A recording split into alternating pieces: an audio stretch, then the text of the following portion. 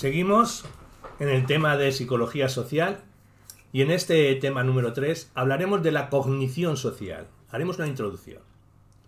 La corriente dentro de la psicología social que se basa en el supuesto de que la conducta social está mediada cognitivamente.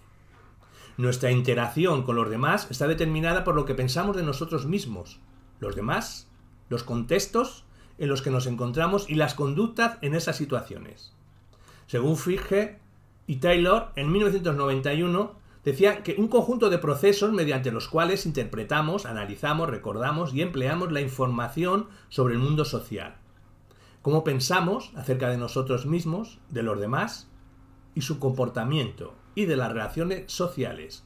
Y cómo hemos entendido toda esa información.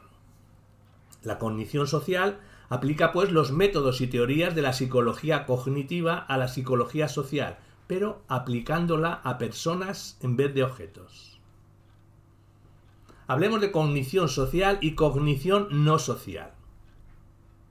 Algunos autores no ven diferencia entre la social y la no social.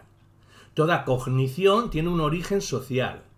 La cognición es socialmente compartida entre los miembros de un grupo, sociedad o cultura. Para Fichte y Taylor encuentran las siguientes diferencias. 1.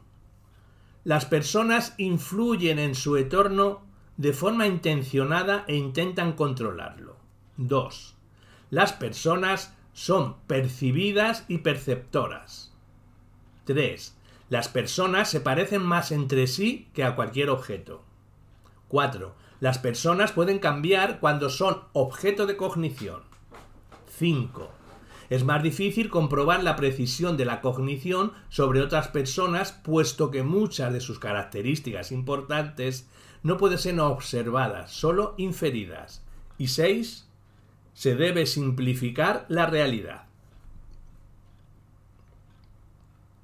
En cuanto al estudio de la cognición en la psicología social, las personas y las relaciones sociales. Para Langes y Darden, 1996, toda la cognición tiene un origen social. El conocimiento y la forma en la que procesamos surge y se desarrolla a través de la interacción social. Para Carl Lewin, en 1951, el contexto social influye en el individuo a través de la percepción e interpretación que éste hace de él. Hablemos sobre dos tipos de cogniciones, la fría y la caliente. En la cognición fría abarcamos de 1979 a 1990 y en la cognición caliente desde 1990 hasta hoy. En la cognición fría, el inicio de la cognición social se suele establecer en 1970. Ya que apareció una nueva perspectiva que promovió el desarrollo de numerosas teorías y métodos que permitían la observación directa e indirecta de una manera científica de estos procesos mentales. Para Fichte y Taylor, el ser humano es pensante. El primer modelo establece que somos científicos ingenuos, seres racionales que reúnen la máxima información posible para llegar a conclusiones lógicas. Y para Heidegger, la psicología ingenua, que es la base de la que parten las teorías de la atribución.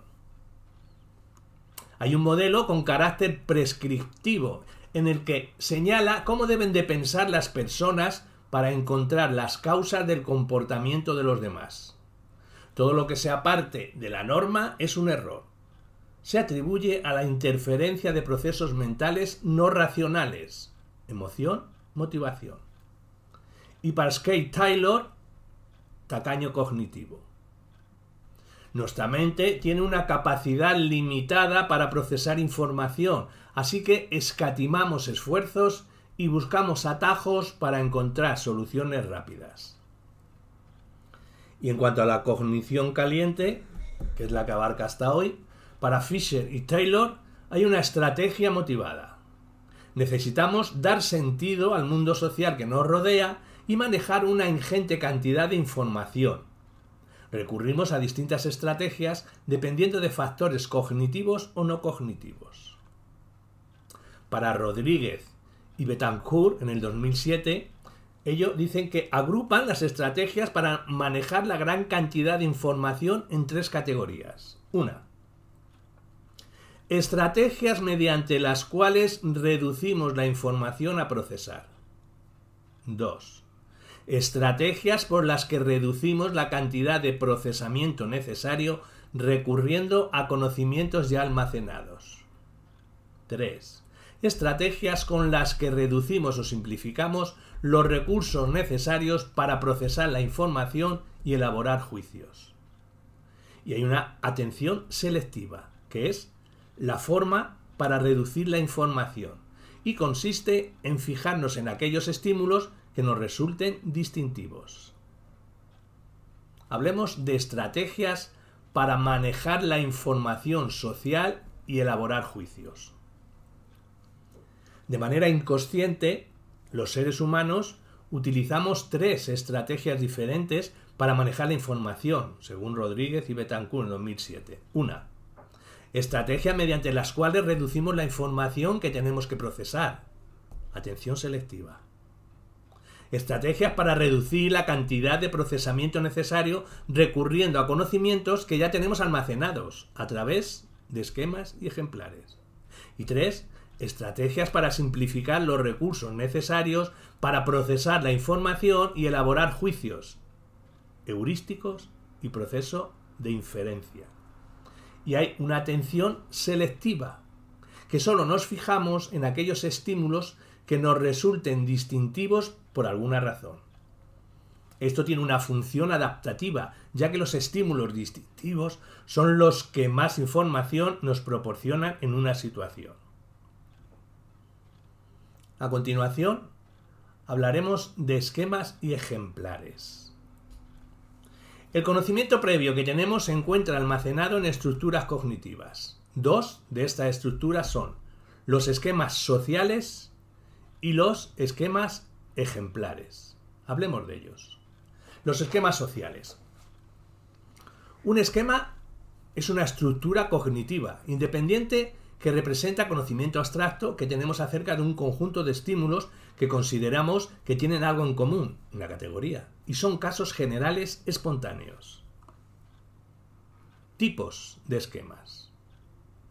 Esquemas de personas, de roles, de situaciones y esquema del yo, o autoesquemas. En cuanto a los esquemas de personas, hay unas teorías implícitas de la personalidad, creencias, a menudo inconscientes, de que ciertos rasgos o comportamientos van conjuntos. Hay unos esquemas de roles, que contienen información de cómo son y cómo se comportan las personas con un determinado rol en un grupo o en una sociedad. Hay unos esquemas de situaciones, script o guiones de acción, que es una información sobre secuencias típicas de acciones en situaciones concretas.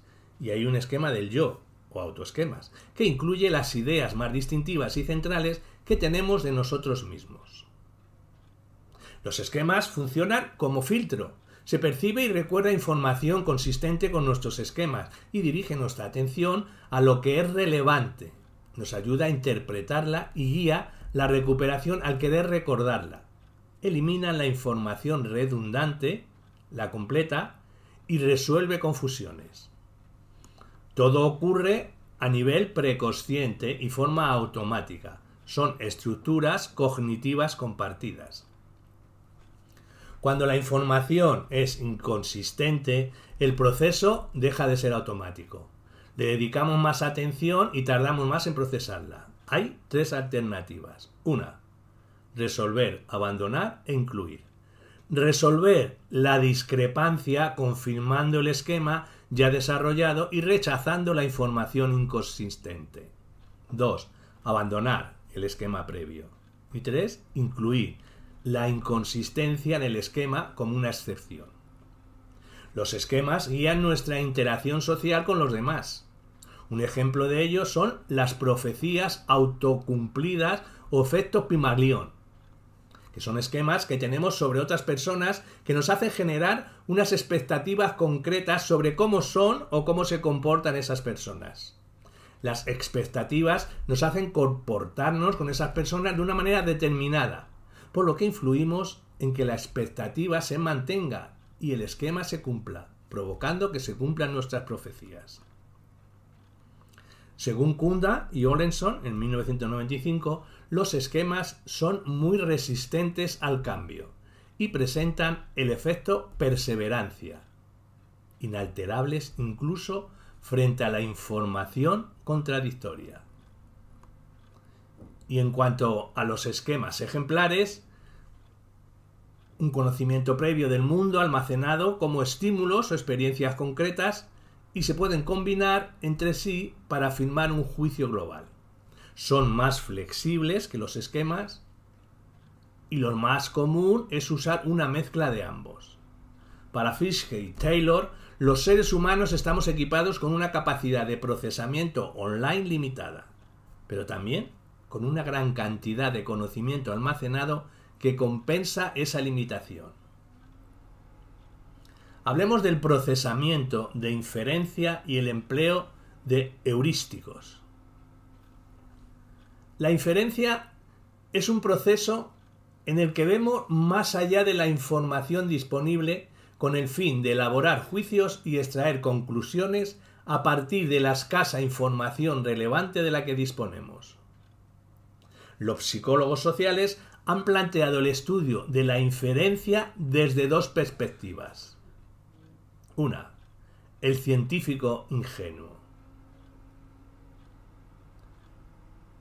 El científico ingenuo está centrada en los pasos a seguir para realizar una inferencia correcta, como son recogida, selección e integración. Una recogida, reunir toda la información posible, fuentes de sesgo, basarse en teorías y expectativas previas y centrarse en los casos confirmatorios. 2. La selección. Seleccionar entre todos esos datos que hemos reunido los que más se adecúen al objetivo, datos representativos. Fuentes de sesgo. Basarse en casos no representativos y o extremos, recurrir a teorías y expectativas previas. 3. Integración. Integrar los datos seleccionados y combinarlos para hacer un juicio. Fuentes de sesgo. Basarse en datos erróneos, subjetivos o escasos. No dar el peso adecuado a la información. Y utilizar reglas de decisión inadecuadas. Y en cuanto el tacaño cognitivo y más adelante el estratega motivado, esto está centrada en cómo las personas hacen las inferencias realmente, con un sistema de funcionamiento de perspectiva estratégica e intuitiva. Dada la complejidad y el volumen de la información a procesar, así como a la incertidumbre que puede caracterizar esa información, muchas veces podemos recurrir a los esquemas y ejemplares almacenados en nuestra memoria. Puede ser negativo cuando las teorías y creencias previas sesgan el proceso e impiden detectar errores. Los heurísticos son atajos mentales que usamos para simplificar las soluciones de problemas cognitivos complejos, transformándolos en operaciones más sencillas, según Tversky y Kakerman en el 1975. Heurísticos de representatividad. Empleamos este heurístico para hacer referencia sobre la probabilidad de que un estímulo pertenezca a una determinada categoría, basándonos en su semejanza con otros elementos típicos de dicha categoría y pasando por alto otro tipo de información. Para Fiske y Taylor, en 1991, es el más básico de los que empleamos. El acto de identificar a las personas como miembros de categorías o de asignar significados a las acciones son fundamentalmente para toda inferencia y la conducta social la pregunta ¿qué es? Debe contestarse antes de emprender cualquier otra tarea cognitiva. Heurísticos de accesibilidad o disponibilidad. Se usa para estimar la probabilidad de un suceso, la frecuencia de una categoría o la asociación entre los fenómenos. La estimación se basa en la accesibilidad. Si nos ocurren muchos casos de este suceso o categoría, será porque es muy frecuente o probable, según Tversky y Kahneman en 1973. Para Fiske y Taylor, Dado que solemos interactuar y relacionarnos más con personas que comparten nuestras creencias y valores y que suelen comportarse como nosotros, esta exposición selectiva hará que tales ejemplos estén más accesibles y su frecuencia tenderá a ser sobreestimada. Heurísticos de anclaje y ajuste. Estos los usamos para hacer juicios en caso de incertidumbre, reduciendo la ambigüedad. Tomamos como punto de partida una referencia, el ancla, que después ajustamos para llegar a la conclusión final. Al igual que los otros heurísticos, también se pueden producir errores. Por ejemplo, un error fundamental de la atribución o un efecto del falso consenso.